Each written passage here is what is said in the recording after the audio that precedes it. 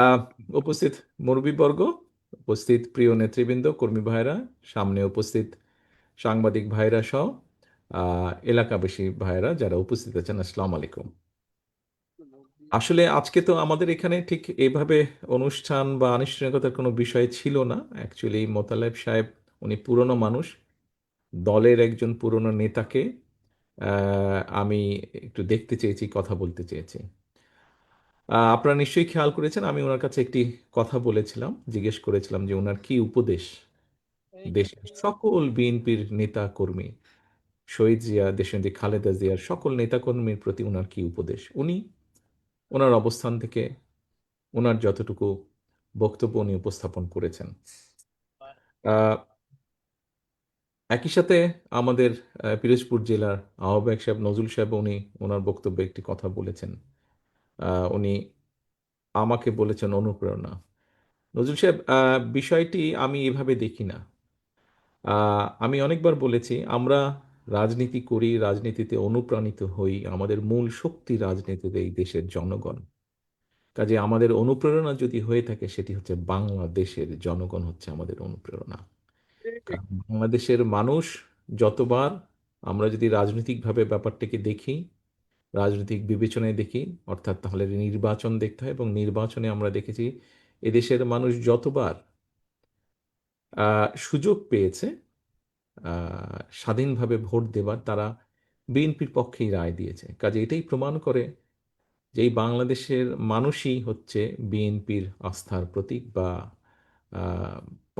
পরিপূরক একজন আরেকজনের।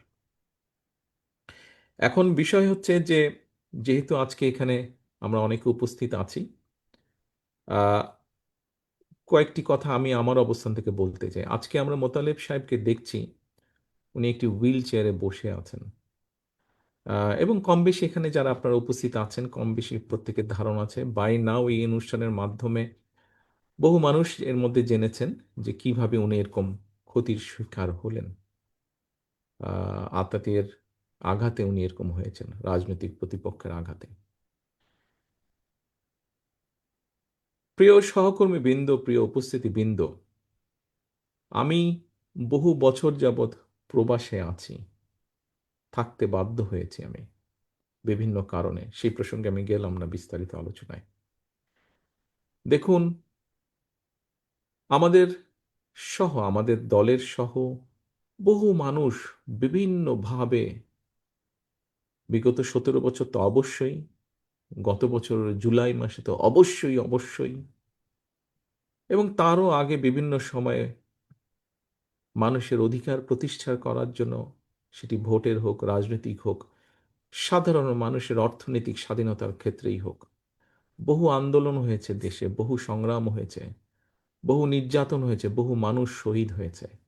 আসুন আমরা সকলে মিলে, অনেক হয়েছে, ইনাফ, বহু মানুষ নির্যাতিত হয়েছে, বহু মানুষ হত্যা হয়েছে, শহীদ হয়েছে, এনাফ। আসুন আমরা সকলে একটা জায়গায় আসি, মতভেদ ভেদাভেদ কমিয়ে নিয়ে আসি। আমরা আমরা কথা বলি। বিভিন্ন রাজনৈতিক দল আছে, তাদের বিভিন্ন আদর্শ থাকতেই পারে, সেটাই থাকাটা স্বাভাবিক। আমরা বহুদলীয় রাজনীতিতে বিশ্বাস করি, বিভিন্ন রকম মত মত থাকবেই, এটাই স্বাভাবিক। পৃথিবীতে সব গণতান্ত্রিক দেশেই এটা আছে। বাট আসুন আমরা সেই ঝগড়া ফ্যাসাদ থেকে কিছুটা হলেও দূরে সরে আসি। এসে আজকে এখানে মোতালেব সাহেব ওনার সন্তানদের দেখিয়ে যে বলছিলেন যে এই কথাটি, এরকম সন্তানের সংখ্যা সারা বাংলাদেশে আরো লক্ষ কোটি আছে। আমরা একটি বলেছি যে আগামী দিনে আমরা চাই মেধার ভিত্তিতে এই জাতিকে গড়ে তুলতে, এই দেশকে গড়ে তুলতে। ঠিক একই স্বাভাবিকভাবে মেধা যেখানে থাকবে, কম্পিটিশন থাকবে। আজকের তরুণ আগামী দিনের তরুণ, আগামী দিনের ভবিষ্যৎ, তাদের মধ্যে কম্পিটিশন থাকবে। মেধা এক একজনের এক এক রকম হয়। সবাইকে যেমন এক জায়গায় আমরা দিতে পারবো না, মেধার রেসে যে এগিয়ে থাকবে সেই সেখানে যাবে। কিন্তু যারা যেতে পারবে না, তাদেরকেও আমাদের ব্যবস্থা করতে হবে। আমরা সে লক্ষ্যেই আগামী দিনে বাংলাদেশের লক্ষ কোটি তরুণ যারা আছে, নারী পুরুষ যারা আছে, প্রত্যেকে যাতে মিনিমামভাবে বেঁচে থাকার যুদ্ধে টিকে থাকতে পারে সেইভাবে আমরা পরিকল্পনাগুলো গ্রহণ করছি, যাতে মোতালেব সাহেবের পরিবারে যেমন সন্তানরা এখনো সকলে ব্যবস্থা করতে পারেনি, কিন্তু ভবিষ্যতে যাতে এই সন্তানেরা কোনো না কোনোভাবে নিজের সৎ পথে উপার্জনের ব্যবস্থা করে নিতে পারে, আমরা আমাদের পরিকল্পনাগুলোকে সেভাবে সাজাতে চাচ্ছি।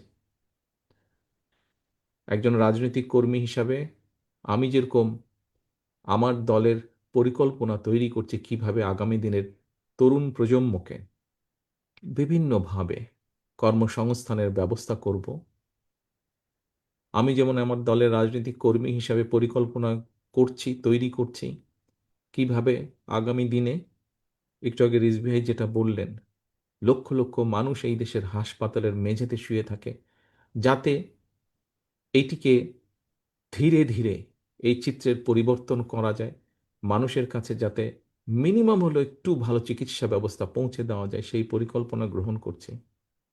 বাংলাদেশ কৃষি নির্ভর দেশ, লক্ষ কোটি কৃষক বিভিন্ন সময় বিভিন্ন প্রাকৃতিক দুর্যোগ সহ বিভিন্ন সমস্যার ভিতর দিয়ে তাদেরকে যেতে হয়, তারপরেও তারা হাল ছেড়ে দেননি। তারা মাঠে আছেন, কৃষিকাজ করছে বলেনি বাংলাদেশের ২০ কোটি মানুষ খেয়ে পড়ে বেঁচে আছে। এই কৃষকদের পাশে কিভাবে দাঁড়ানো যায়, বাংলাদেশের গ্রামে গঞ্জে লক্ষ কোটি মা বোনেরা, তাদেরকে কিভাবে আরেকটু স্বাবলম্বী করে গড়ে তোলা যায়, তাদেরকে কিভাবে আরেকটু অর্থনৈতিকভাবে শিক্ষার আলোকে গড়ে তোলা যায়, সেই পরিকল্পনা আমরা গ্রহণ করছি। প্রিয় সহকর্মীবৃন্দ, প্রিয় উপস্থিতিবৃন্দ, আসুন, অনেক হয়েছে আন্দোলন, অনেক হয়েছে স্লোগান, অনেক হয়েছে মিছিল, অনেক হয়েছে মিটিং।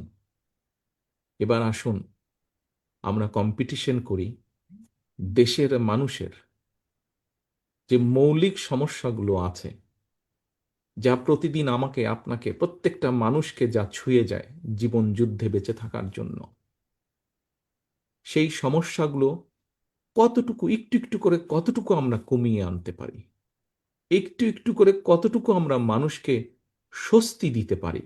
আসুন আমরা কম্পিটিশন করি সেই পরিকল্পনাগুলো গ্রহণ করার জন্য, এবং শুধু গ্রহণ না, দেশের জনগণ যাদেরকে সুযোগ দিবে তারা যেন একটু একটু করে সেই পরিকল্পনাগুলো বাস্তবায়িত করতে পারে।